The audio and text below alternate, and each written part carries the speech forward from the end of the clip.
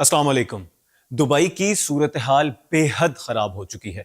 मामलात इस हद तक खराब हैं कि दुबई जैसे सयाहती मकाम पर कई बड़े होटल्स बंद कर दिए गए हैं। ये इंतहाई मुसद्दका इतलात है जिनकी आसानी से तस्दीक की जा सकती है। ईरानी हमलों के नतीजे में जो तबाही फैली है उसकी वजह से कोई भी दुबई जाने को तैयार नहीं है, और यही वजह है दुबई और अबूधाबी के सिर्फ स्टॉक मार्केट ही 120 अरब डॉलर का नुकसान हुआ है।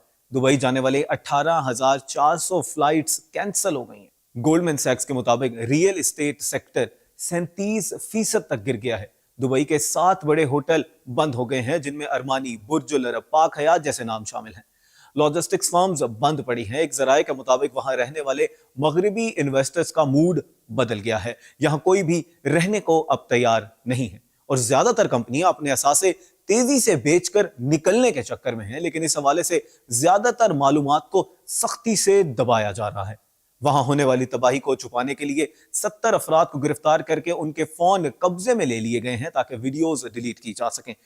तबाही की वीडियो बनाने और शेयर करने वालों को $2,60,000 और 10 साल तक की कैदें सुनाई गई हैं। और सिर्फ सयाहत ही मुतासिर नहीं हुई, बल्कि एल्यूमिनियम प्रोडक्शन भी मुकम्मल तौर पर रुक चुकी है, जिससे 30 लाख टन एल्यूमिनियम का कारोबार ठप होकर रह गया है। दुबई के सोने की मार्केट भी सख्त तबाही का शिकार है। सिंगापुर ने 1446 किलोग्राम सोना दुबई से निकाल लिया है। दुबई की जेवरात बरामद 90% तक गिर गई है। प्योर डाटा सेंटर्स ग्रुप ने यूएई में डाटा सेंटर्स पर काम रोक दिया है। बैंक पेमेंट नहीं कर रहे। यहां पर होने वाले हमलों की वजह ईरानी हुकाम के मुताबिक ईरान के खिलाफ खुफिया कार्रवाइयां हैं, जिनके शवाहिद भी उनके पास मौजूद हैं। इसके अलावा दुबई पर यह भी इल्जाम लगाया गया है कि उसकी जानिब से कई ऐसे इकदाम किए गए हैं जिनकी वजह से ईरान ने उसे ज्यादा निशाना बनाया है।